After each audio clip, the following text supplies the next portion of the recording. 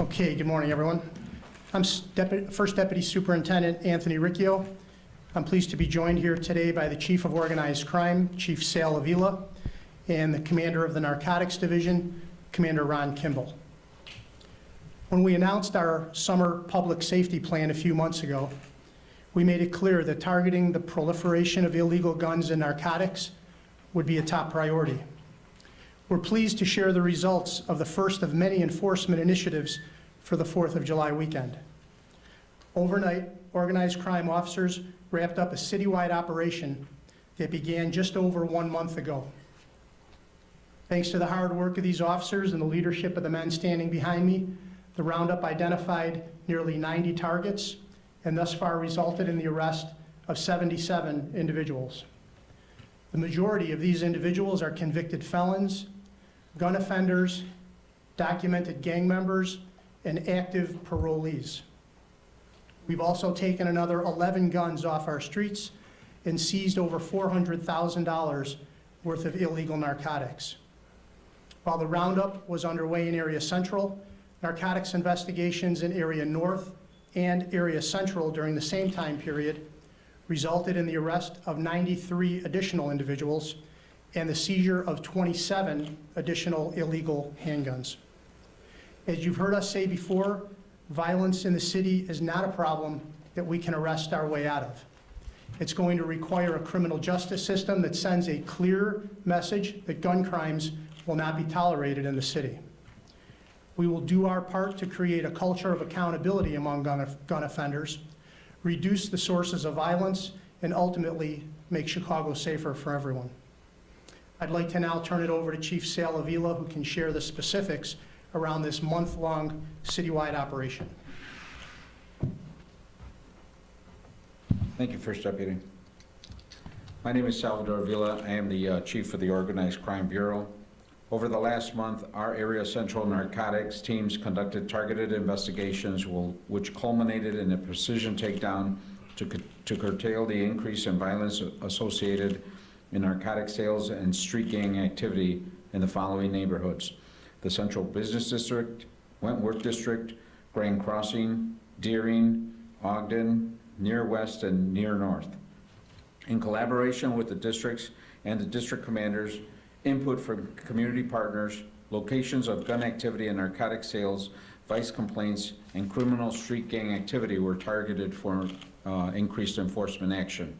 As a result, 77 arrests have been made, and the following is a breakdown of the charges: 48 for delivery of a controlled substance, 20 for possession of controlled substance, 5 for delivery of cannabis, 4 for unlawful use of weapon. Of those that were arrested, 64 had previous contact with the Chicago Police Department, 34 are previously convicted felons, 38 are documented gang members, including gangster disciple and 6-time convicted felon, and a convicted murderer who reported directly to notorious gang leader Larry Hoover. 16 have been previously arrested on gun charges, and 5 were currently on parole. The roundup also resulted in the seizure of 11 guns, over $134,000 in U.S. currency, and illegal narcotics at an estimated street value of over $400,000. A parallel narcotics investigation in areas north and south resulted in an additional 93 arrests, along with the seizure of 27 guns and several $100,000 worth of illegal narcotics over the last 30 days. We are fully committed to ensuring the safety of all Chicagoans and will leverage every resource at our disposal to keep dangerous criminals, illegal narcotics, and guns off our street. To that end, the Organized Crime Bureau will be assisting in the 4th of July deployments with a heavy emphasis on plainclothes and undercover resources to address potential issues before they become problems. Our officers will be focused on narcotics investigation, undercover assignments along the lakefront and in parks, and strategic violence suppression initiatives and enforcement of FOID card revocations. Superintendent Johnson and Mayor Lightfoot will have more on these and other public safety initiatives later this afternoon. Thank you very much. with that, we'll take any questions. Deputy Chief, can we just talk about it, 180 arrests, is that right? In the month-long, if we were to combine them all, is what we're talking about, right? Right. Three separate takedowns? Correct. Over the month? Correct. 180 arrests? Correct. And can anyone be a little bit more specific about these high-level targets? I know there was one at 4250 South Princeton, one guy identified as a notorious gang leader and convicted murderer. That was something that was a high-level target for you guys. Right, it was. And so when we conduct these operations, we don't want the low-level guys that are selling the drugs on the street corner. We want the guys that are calling the shots. A lot of times, the guys calling the shots for the narcotics dealing are the same guys calling the shots for the shootings and for the violence. So those are the people that we want to target. One of the guys arrested in this is a 6-time convicted felon. 6 previous felony convictions. He's still on the streets of Chicago. He's still involved in the drugs. He's still involved in the violence. Those are the people that we targeted in this investigation, and those are the people we want to get out of the community. Look, we got. Dixon? I'm sorry? David Dixon, is that one of them? I believe it is, yeah. Okay. This roundup, this citywide operation resulted in like roughly 40 guns being recovered.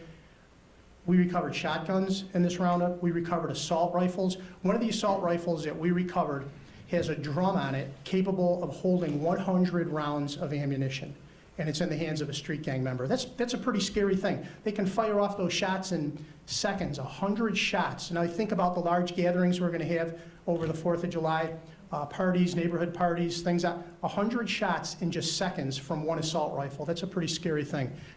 Those are the people that we targeted in this investigation.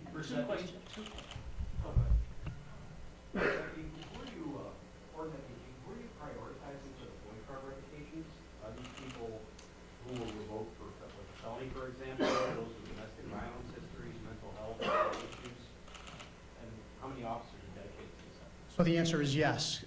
Everything's going to be a priority. If your card's been revoked, and I think there's going to be more on this later on, so I'm not going to get into a lot of details, but it is a stepped-up effort. We don't want these people with the revoked cards on the street. The superintendent's going to address it a little more later on, so I won't get into it, but the answer to your question is everybody's a priority. If your card's been revoked, you're a priority. You shouldn't be in possession of your guns. All the above scenarios. All the above. Were the 77 arrests, were those all made yesterday, or what period of time were the 77? Was that over? Operation? Those arrests were over the course of a 30-day operation, and the initiative in the area central mainly.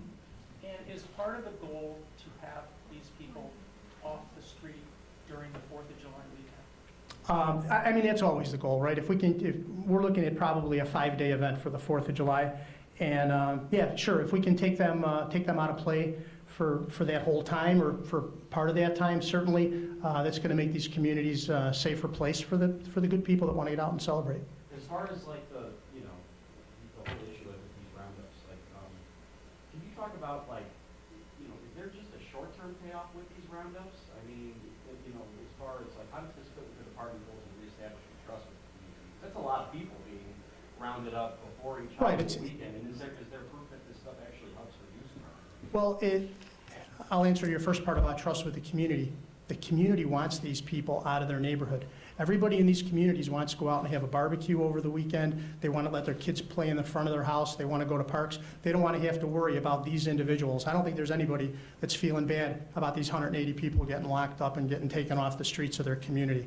And that's our goal, to target the right people, put the right people in prison. We're not looking for mass incarceration. We're not looking for just big, cast a big net. These are very targeted. It's very specific targets. We want to target the right people and put the right people in jail. Our mission has always been target the right people, put the right people in jail, take them out of the communities, make the communities safer. And I think this operation accomplished just that. Are these guys all still locked up? No, I mean, some of them make bond, and look, I mean, that's one of the big problems with the criminal justice system right now, right? We, last weekend, the weekend before, we arrest 40 people with guns. Of those 40 people, 25 are out the next day, 33 are out within a couple days. So we're certainly doing our part, but there's a breakdown. There's a breakdown in the system when you can take somebody who's arrested for an illegal gun, and we're not just talking a guy that's in possession of a gun that he shouldn't be. We're talking armed habitual criminal. We're talking felony UUW. We're talking the serious gun crimes. 25 of them out the next day, there's something wrong with that. We keep arresting the same people over and over. So there's a breakdown in the system. It's not coming from the Chicago Police Department, I can assure you that. Last question, guys? No? Thanks, sir. Thank you.